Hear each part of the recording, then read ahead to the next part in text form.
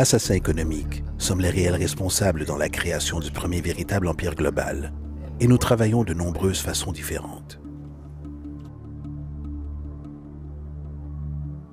Mais peut-être que la façon la plus commune est que nous identifions un pays détenant des ressources, comme le pétrole.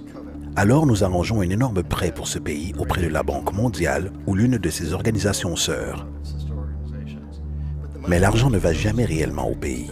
À la place, il est utilisé par nos grosses corporations pour construire des projets d'infrastructure dans ce pays. Centrales énergétiques, parcs industriels, ports, des choses qui profitent à quelques personnes riches de ce pays en plus de nos grosses corporations.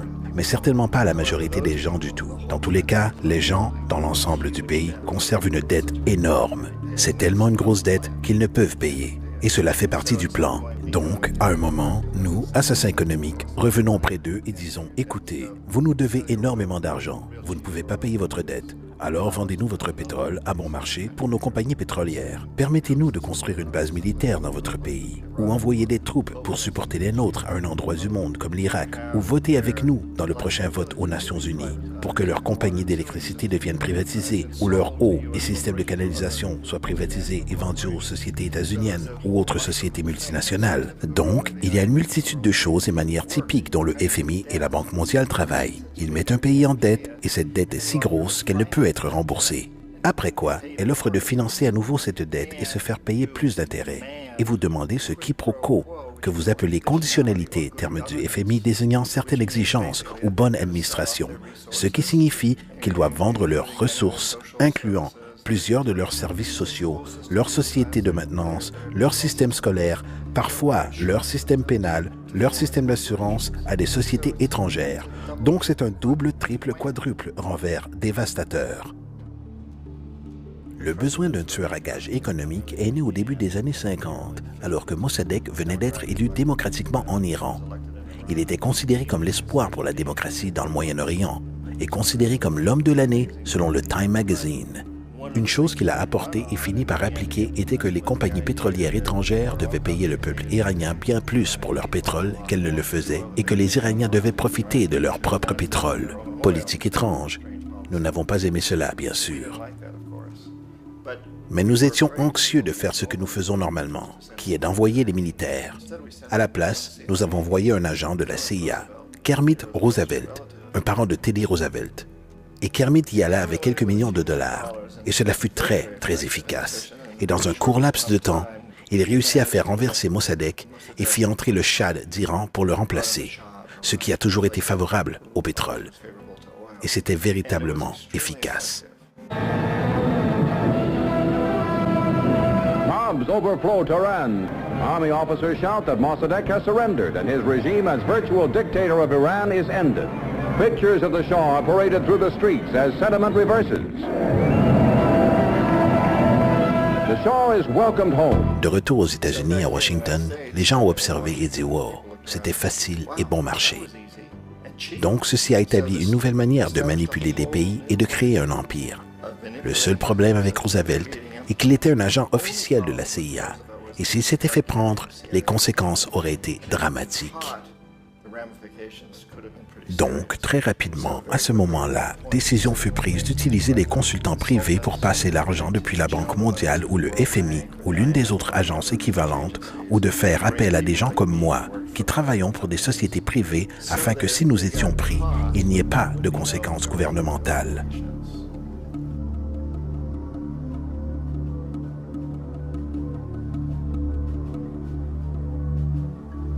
Lorsqu'Arbenz est devenu président du Guatemala, le pays était sous l'attelage de la société United Fruit, la grande corporation internationale. Et Arbenz a utilisé cette annonce qui disait « Nous voulons redonner la terre au peuple ». Et une fois au pouvoir, il mit en place une politique qui aurait réalisé exactement cela, redonner au peuple les droits sur la terre. United Fruit n'ont pas vraiment apprécié. Alors ils embauchèrent une entreprise de relations publiques pour convaincre le peuple des États-Unis, les citoyens des États-Unis, la presse des États-Unis et le Congrès des États-Unis qu'Arbenz était un pantin soviétique et que si nous lui permettions de rester au pouvoir, les Soviétiques auraient un pied dans cet hémisphère. Et à cette période, il y avait une énorme peur de la terreur rouge, la terreur communiste. Donc, pour faire une histoire courte, De cette campagne de relations publiques émergea un engagement de la part de la CIA et des militaires pour destituer cet homme. Et en fait, nous l'avons fait. Nous avons envoyé des avions, des soldats, des chacals. Nous avons envoyé tout le nécessaire pour le faire sortir. Et nous l'avons sorti. Et aussitôt qu'il fut relevé de ses fonctions, le nouveau qui le remplaça rétablit tout pour les grosses corporations internationales, United Fruit incluse. L'Équateur a très longtemps été gouverné par des dictateurs pro-états-uniens, souvent relativement brutaux. Alors, il a été décidé qu'il aurait une véritable élection démocratique. Yamé Roldos concourut, et son objectif principal, disait-il, en tant que président, était de faire en sorte que les ressources de l'Équateur soient utilisées pour aider le peuple. Il gagna, de très loin, avec plus de voix que n'importe qui n'ait jamais eu en Équateur. Et il commença à appliquer ses politiques pour s'assurer que les profits du pétrole soient là pour aider le peuple. Eh bien, nous ne l'avons pas apprécié aux États-Unis. J'ai été envoyé comme l'un des assassins économiques pour changer Roldos, pour le corrompre, pour le rapprocher, pour lui faire savoir, vous savez, tu peux devenir très riche si toi et ta famille jouez selon nos règles. Mais si vous continuez à appliquer cette politique que vous avez promis, vous allez partir. Il n'a rien voulu savoir. Il a été assassiné. Aussitôt que l'avion s'écrasa, toute la zone a été bouclée. Les seules personnes autorisées étaient les militaires américains d'une base proche et quelques militaires équatoriens. Quand une investigation fut lancée, 2 témoins clés moururent dans un accident de voiture avant d'avoir une chance de témoigner. Un tas de choses très étranges se sont passées autour de l'assassinat de Yamé Roldos. Je n'avais, comme la plupart des gens qui ont observé le cas, absolument aucun doute qu'il s'agissait d'un assassinat. Et bien sûr, dans ma position d'assassin économique, je m'attendais toujours à ce que quelque chose arrive à Yamé. Que ce soit un coup d'État ou un assassinat, je n'étais pas sûr, car il ne se laissait pas corrompre, et il ne se serait jamais permis d'être corrompu de la manière que nous le voulions.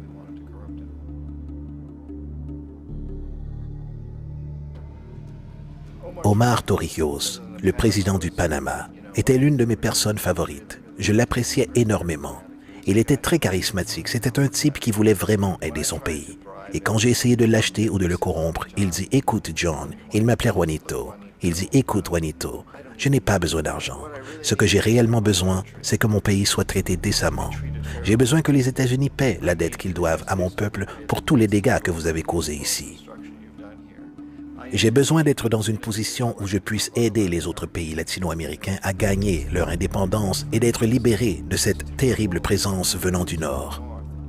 Vous nous exploitez terriblement. J'ai besoin que le canal du Panama revienne dans les mains du peuple panaméen. C'est tout ce que je veux. Donc, laissez-moi tranquille. N'essaie pas de m'acheter. On était en 1981 et en mai, Yamé Roldos se faisait assassiner. Et Omar était parfaitement au courant de cela. Torrijos rassembla sa famille et dit « Je suis probablement le prochain. Mais ça ne fait rien, car j'ai réalisé ce pourquoi je suis venu ici. J'ai renégocié le canal. Le canal sera désormais entre nos mains. Nous avons fini de négocier le traité avec Jimmy Carter. » En juin de la même année, 2 mois plus tard, il s'écrasa aussi dans un accident d'avion, qui, il n'y a aucun doute, fut exécuté par les chacals commandités par la CIA. Une énorme quantité de preuves, dont celle d'un agent de sécurité de Torrijos, lui donna au dernier moment, alors qu'il montait dans l'avion, un magnétophone. Un petit magnétophone qui contenait une bombe.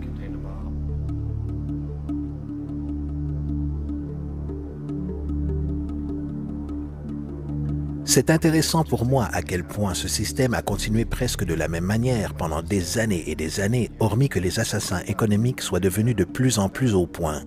Puis, nous avons fait face à très récemment ce qui s'est passé au Venezuela. En 1998, Hugo Chavez se fait élire président, succédant à une longue lignée de présidents qui ont été très corrompus et qui ont littéralement détruit l'économie du pays. Et Chavez fut élu au milieu de tout cela.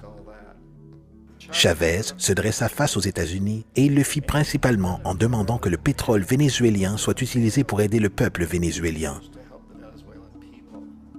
Eh bien, nous n'avons pas aimé cela aux États-Unis. Alors, en 2002, un coup d'État fut arrangé. Il n'y a pas de doute pour moi ni pour la plupart des gens que la CIA était derrière ce coup.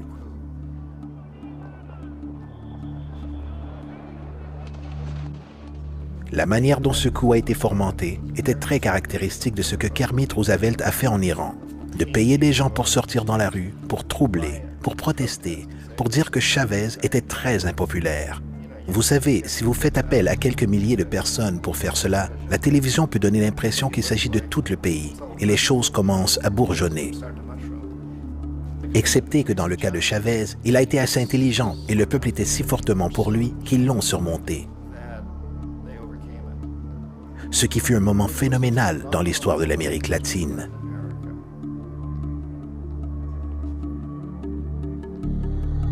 L'Irak, effectivement, est l'exemple parfait de la façon dont le système entier fonctionne. Donc, nous, assassins économiques, sommes la première ligne de défense. Nous entrons, nous essayons de corrompre les gouvernements et de les faire accepter des prêts énormes qui sont alors utilisés comme moyen de les posséder littéralement. Si nous échouons, comme j'ai échoué au Panama avec Omar Torrijos et en Équateur avec Yamer Roldos, des gens qui ont refusé d'être corrompus, alors la seconde ligne de défense est d'envoyer les chacals. Et soit les chacals renversent le gouvernement, soit ils l'assassinent. Et une fois que c'est arrivé et qu'un nouveau gouvernement est mis en place, il sera au garde à vous, car le nouveau président sait ce qu'il arrivera s'il s'en écarte. Dans le cas de l'Irak, ces deux moyens ont échoué. Les assassins économiques n'ont pas été capables de percer Saddam Hussein. Nous avons essayé avec acharnement. Nous avons essayé de lui faire accepter des marchés très similaires à ce que la famille princière saoudienne a accepté en Arabie Saoudite. Mais il n'accepta pas. Et donc, les chacals ont débarqué pour l'arracher. Ils n'ont pas réussi. Sa sécurité était très bonne. Après tout, il a, à un moment, travaillé pour la CIA. Il avait été embauché pour assassiner un ancien président d'Irak et a échoué. Mais il connaissait les systèmes. Donc, en 91, nous avons envoyé les troupes et nous avons détruit la défense irakienne. Puis, nous avons présumé à ce moment que Saddam Hussein se dévoilerait. Nous aurions pu bien sûr le soutirer à ce moment, mais nous ne le voulions pas. Il est le genre d'homme fort que nous aimons. Il contrôle son peuple. Nous pensions qu'il contrôlerait les Kurdes et qu'il garderait les Iraniens dans leurs frontières et continuerait à extraire du pétrole pour nous. Et qu'une fois après avoir détruit son armée, qu'il se dévoilerait. Donc, les assassins économiques y retournèrent dans les années 90, sans succès. S'ils avaient réussi, il serait encore au pouvoir du pays. Nous lui aurions vendu tous les avions de combat qu'il voulait, et tout ce qu'il voulait, mais ils n'y arrivèrent pas. Ils échouèrent. Les chacals n'arrivèrent pas à le récupérer à nouveau. Alors nous y avons envoyé l'armée. Encore une fois, et cette fois, nous avons fait la totale. Et l'avons retiré. Et par la même occasion, avons créé pour nous-mêmes quelques affaires de construction très lucratives pour reconstruire le pays que nous avions réellement détruit. Ce qui est une véritable affaire pour qui détiennent des sociétés en bâtiment. De grosses. Donc, l'Irak montre les trois étapes. Les assassins économiques y ont échoué, les chacals y ont échoué, et donc, mesure finale, l'armée s'y est rendue. Et c'est de cette manière que nous avons réellement construit un empire. Mais nous l'avons fait subtilement. C'est clandestin. Tous les empires du passé ont été érigés par l'armée, et tout le monde savait qu'ils étaient en train de le construire. Les Anglais savaient qu'ils étaient en train de les construire, les Français, les Allemands, les Grecs, et ils en étaient fiers. Ils avaient toujours quelques excuses telles que propager la civilisation, propager une religion, quelque chose comme cela. Mais ils savaient qu'ils étaient en train de le faire. Pas nous. La majorité de la population aux États-Unis n'a aucune idée que nous vivons pour le bénéfice de l'empire clandestin. Qu'aujourd'hui, il y a plus d'esclavage dans le monde que jamais auparavant. Donc vous devez vous poser la question. Eh bien, si c'est un empire, alors qui est l'empereur? Manifestement, nos présidents des États-Unis ne sont pas les empereurs. Un empereur est quelqu'un qui n'est pas élu, ne remplit pas de mandat et ne rend de compte à personne essentiellement. Donc, vous ne pouvez pas étiqueter nos présidents de cette façon. Mais nous avons ce que je considère être l'équivalent d'un empereur. Et c'est ce que j'appelle la corporatocratie. La corporatocratie est ce groupe d'individus qui administrent nos plus grosses corporations. Et ils agissent réellement comme les empereurs de cet empire. Ils contrôlent nos médias, soit par la possession directe ou par la publicité. Ils contrôlent la plupart de nos politiciens car ils financent leurs campagnes, soit au travers de corporations ou des contributions personnelles qui émergent des corporations. Ils ne sont pas élus, ils ne remplissent pas un mandat, ils ne rendent de compte à personne. Et au sommet de cette corporatocratie, vous ne pouvez distinguer si la personne travaille pour une société privée ou le gouvernement, car ils font toujours un mouvement de va-et-vient. Donc, vous avez un type qui est un moment le président d'une grosse société en bâtiment, comme Halliburton, et le moment suivant, il est le vice-président des États-Unis, ou le président qui était dans les affaires du pétrole. Et c'est vrai, que vous ayez des démocrates ou des républicains dans l'administration, vous avez ce mouvement de va-et-vient, et dans un sens, notre gouvernement est invisible la plupart du temps, et ses stratégies sont exécutées par nos corporations à un niveau ou à un autre. Et encore une fois, les stratégies du gouvernement sont essentiellement forgées par la corporatocratie et sont alors présentées au gouvernement et deviennent des plans gouvernementaux.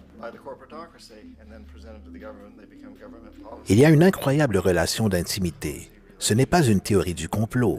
Ces gens n'ont pas à se regrouper et comploter pour faire des choses.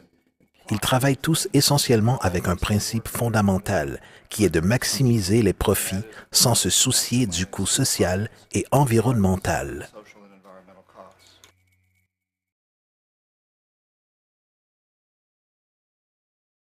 Cette opération de manipulation par la corporatocratie au travers des dettes, corruption et renversement politique est appelée mondialisation. Tout comme la Réserve fédérale garde le public américain dans une position de servitude au travers de dettes, de l'inflation et des intérêts, la Banque mondiale et le FMI exécutent ce rôle à l'échelle mondiale. L'arnaque de base est simple.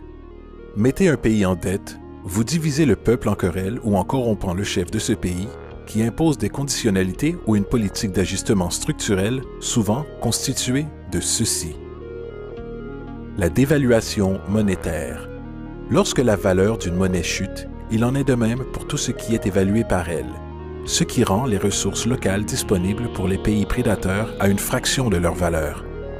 De larges coupes dans les programmes sociaux, incluant en général l'éducation et la santé, compromettant le bien-être et l'intégrité d'une société laissant le public vulnérable à l'exploitation.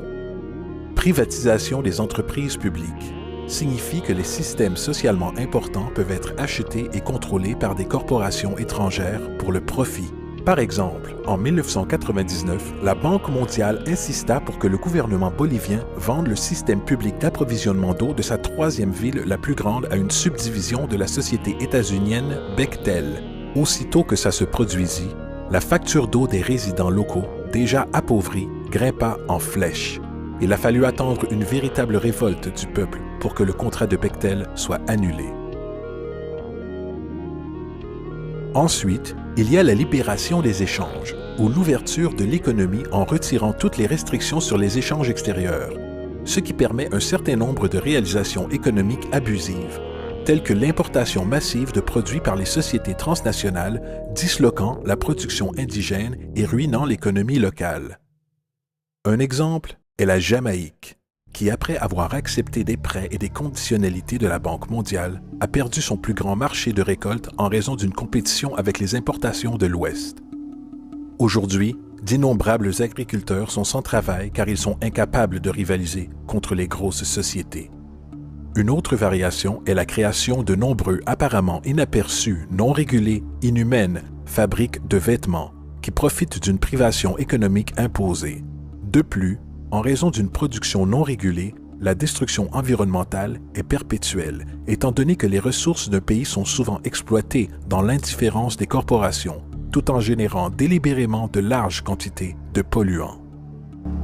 La plus grande poursuite judiciaire environnementale dans l'histoire du monde aujourd'hui est menée par 30 000 Équatoriens et Amazoniens contre Texaco, qui est maintenant détenu par Chevron. Donc c'est contre Chevron, mais pour des activités menées par Texaco. Ils ont estimé que Exxon Valdez a déversé 18 fois plus sur la côte de l'Alaska. Dans le cas de l'Équateur, ce n'était pas un accident. La compagnie pétrolière l'a fait intentionnellement. Ils savaient qu'ils allaient faire des économies plutôt que de prendre des dispositions appropriées.